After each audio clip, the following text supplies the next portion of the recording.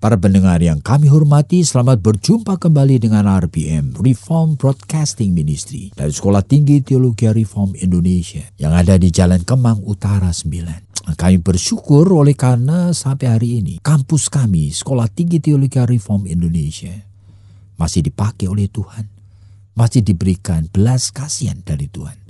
Yang kami betul-betul terus-menerus disadarkan bagaimana kami mempersiapkan hamba Tuhan dan konselor-konselor Kristen yang baik. Jadi jikalau Anda merasa Tuhan memberikan beban dan berminat, silakan hubungin.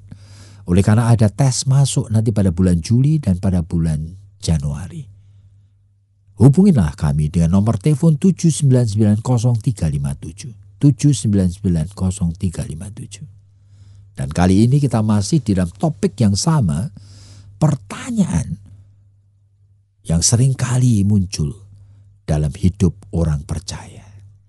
Sebagai orang percaya kita itu memang diizinkan bertanya, dan yang sehat itu mempunyai banyak pertanyaan. Asal itu bukan lahir daripada keinginan yang negatif.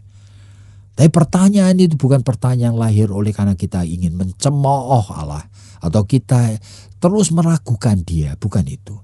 Tapi pertanyaan yang lahir dari keinginan tahu, sehingga kita ingin lebih mengasihi Dia, lebih mengenal Dia.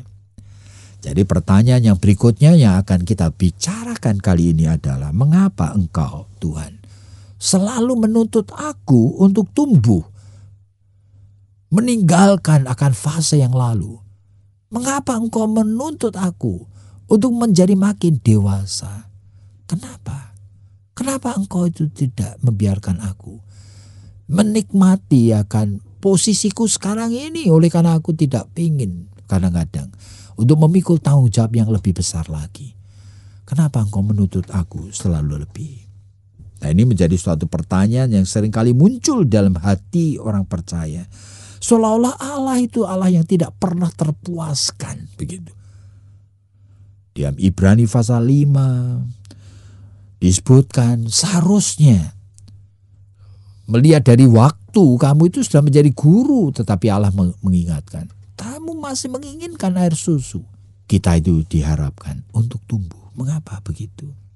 Kenapa seolah-olah Tuhan tidak mengizinkan kita itu rileks untuk menikmati yang sudah ada saja? Kenapa Dia menginginkan kita terus? Kadang-kadang pada masa tua seperti ini pun saya selalu bertanya hal yang sama. Kenapa Engkau masih menginginkan sesuatu yang baru, yang aku ini harus cari dan alami? Kenapa penyingkapan firman-Mu yang lalu itu tidak cukup? Kenapa Engkau masih mengingatkan bahwa ada ribuan kebenaran firman yang Engkau masih sembunyikan daripadaku?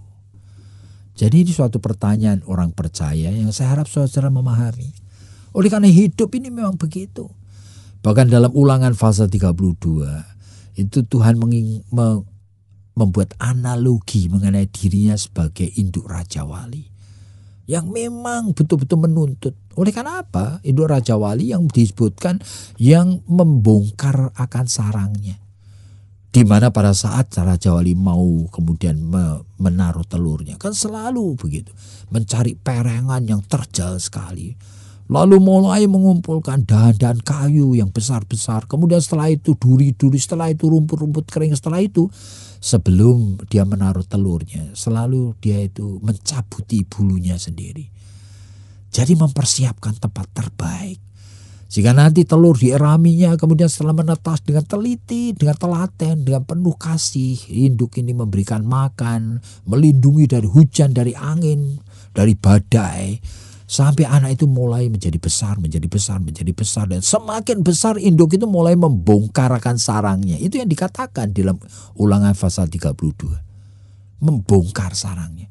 Sehingga terpaksa anak ini yang sudah mulai besar tidak lagi bisa tidur dengan tenang. Kena hujan, kena angin, basah, kena panas. Tetapi induk ini tetap memberi makan dengan sabarnya. Tetapi begitu semuanya sudah menjadi lengkap, dia menjadi betul dewasa, induk itu menjadi jahat. Seolah-olah jahat karena mendorong anaknya supaya jatuh. Dan begitu anaknya jatuh, dia dengan gagah perkasa menangkap anak itu di punggungnya. Dilemparkan ke atas supaya ngapain? Supaya anak itu belajar mengepak-ngepakkan sayapnya. Nah, pada saat anak itu mulai mengepakkan sayapnya, anak itu tahu bahwa dia sekarang sudah menjadi raja wali dewasa yang bisa terbang dengan kekuatan sayapnya. Saat itu dia tidak boleh kembali lagi ke sarang induknya. Terpaksa dia harus mencari sendiri. Nah, kalau sudah perhatikan, ini berulang kali topik yang mirip ini diberikan dalam Alkitab. Bahwa Tuhan tidak menginginkan kita terus menjadi baby Christian. Ada orang Kristen yang cuma terus baby berpuluh tahun hanya menjadi pengunjung gereja. Berpuluh tahun tidak pernah membaca Alkitab. Berpuluh tahun tidak pernah mau melibatkan diri dengan kegiatan rohani. Berpuluh tahun hanya mau menjadi penonton. Menyedihkan sekali. Dan sekarang pertanyaannya, kenapa engkau menginginkan aku tumbuh menjadi dewasa? Kenapa engkau seolah-olah tidak pernah puas dengan level pertumbuhan yang sekarang ini aku ini miliki, aku punyai.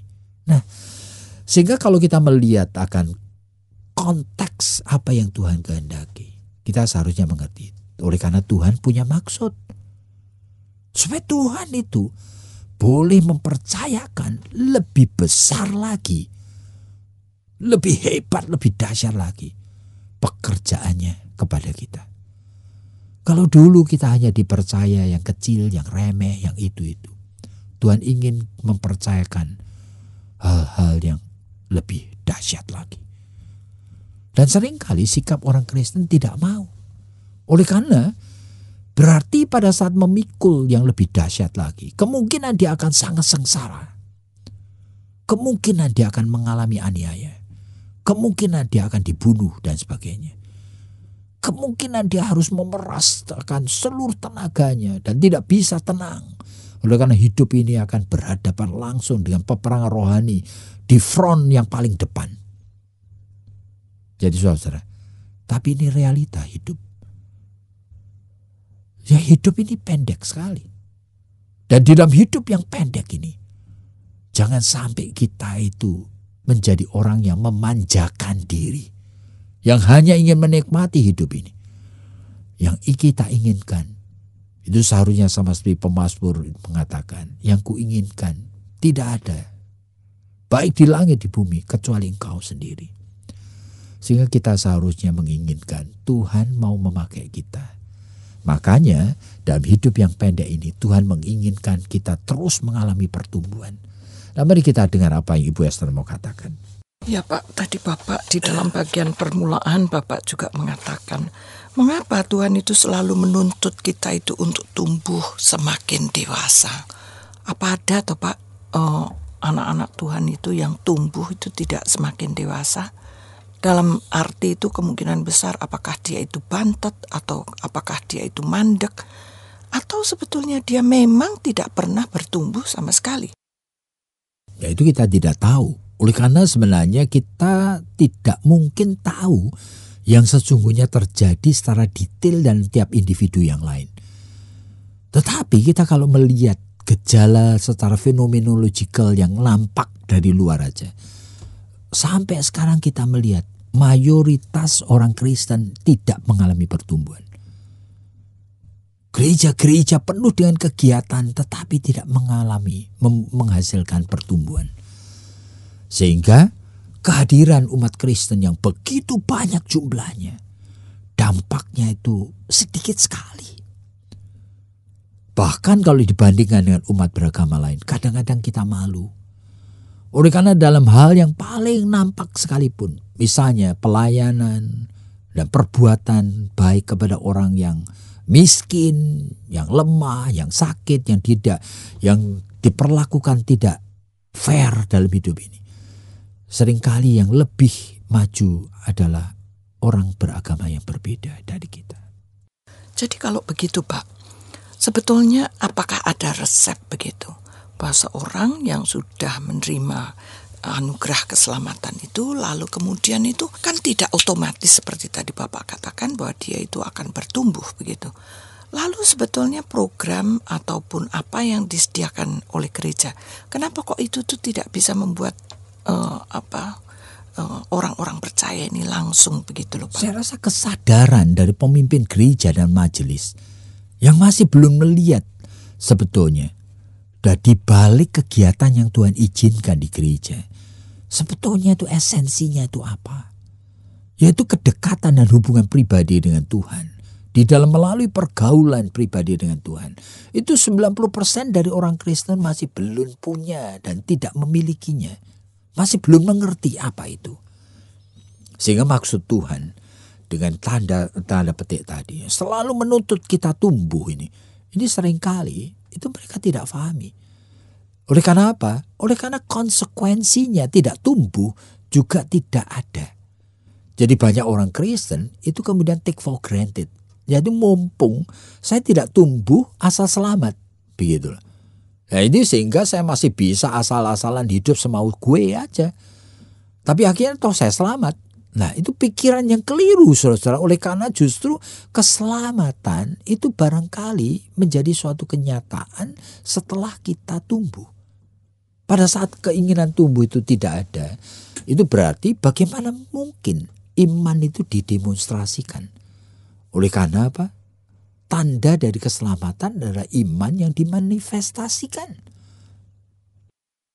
Jadi Pak, kalau tadi itu Bapak mengatakan bahwa sebetulnya kegiatan gereja itu esensinya itu apa, banyak orang juga tidak tahu, sehingga konsekuensi dari orang-orang yang tidak tumbuh ini juga tidak ada.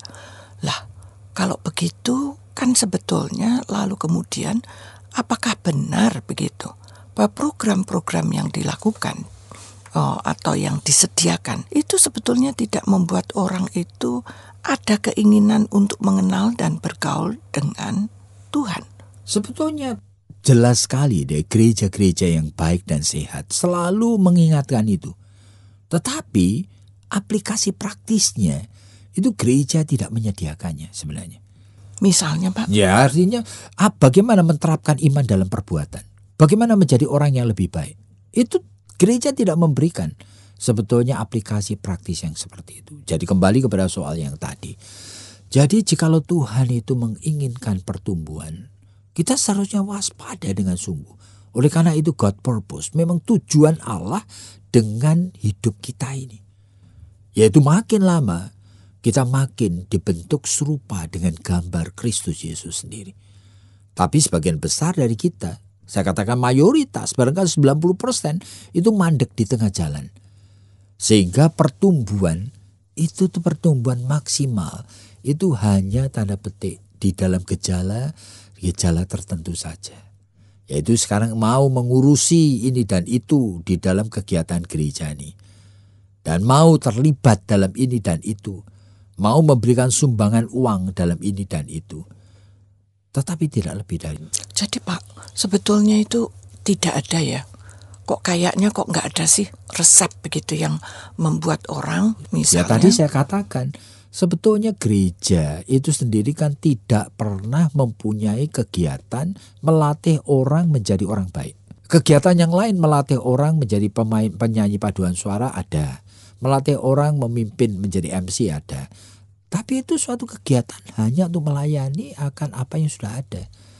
Tapi kegiatan yang langsung melatih orang bagaimana menjadi orang baik yang mengaplikasikan iman dalam perbuatan. Itu sampai sekarang gereja tidak punya. Jadi itu memang sesuatu pergumulan yang sangat sulit begitu ya Pak? Ya oleh karena the whole system adalah sistem yang lemah. Dan ini sistem yang sudah diingatkan oleh Tuhan Yesus sendiri pada saat jemaat di Efesus itu mendengar suratnya sebenarnya. Yaitu jemaat itu bisa menjadi kelompok dari orang yang cuma beragama dan hasilnya nampak dan mungkin dikagumi. Yang mungkin diakui oleh dunia ini. Tetapi itu sebagai manifestasi tingkah laku agamawi saja. Tadi kalau Bapak itu mengatakan bahwa sebetulnya Tuhan itu mempercayakan percayakan kepada kita itu banyak loh hal yang dahsyat. Tapi kenapa kok kita itu ngerti juga enggak, peka juga enggak, kepingin tahu juga enggak? Karena contohnya sebetulnya lebih banyak menakutkannya. Jadi orang-orang seperti rasul-rasul yang dipakai Tuhan itu menerima akan hal-hal yang dahsyat itu. Hampir semuanya itu matinya syahid. Bukan menderita tapi, begitu. Lah mereka semuanya menderita. Dalam Ibrani pasal yang ke-11 semuanya disebutkan tokoh-tokoh iman ini tidak mendapat apa yang dijanjikan di dunia ini. Tetapi mereka mendapat apa yang disediakan Tuhan di surga. Dan pada saat Ibrani ditulis itu tokoh-tokoh iman, bahkan nanti pada saat nanti munculnya sidang di Yerusalem dan sebagainya, atau sidang di Nisea kemudian pada abad yang keempat, hampir semua tokoh-tokoh iman itu adalah orang-orang yang sudah melewati penderitaan. Nah itu menakutkan. Jadi kalau begitu Pak, ini sebetulnya kemungkinan besar apa bukan bahwa banyak sekali orang Kristen itu yang sebetulnya juga punya ketakutan persis seperti Bapak ini toh, yang tadi Bapak katakan begitu, bahwa kalau saya itu banyak bertumbuh, nanti saya dipakai, malah saya menderita loh, malah nanti saya dianiaya loh. Ya itu memang pikiran dari kita semua dan itu kenyataan. Oleh karena apa? Kita sedang dibentuk menjadi serupa dengan gambar Kristus. Itu akhirnya kita nanti akan ikut mencicipi juga cawan pahit yang Yesus itu pernah minum. Supaya apa?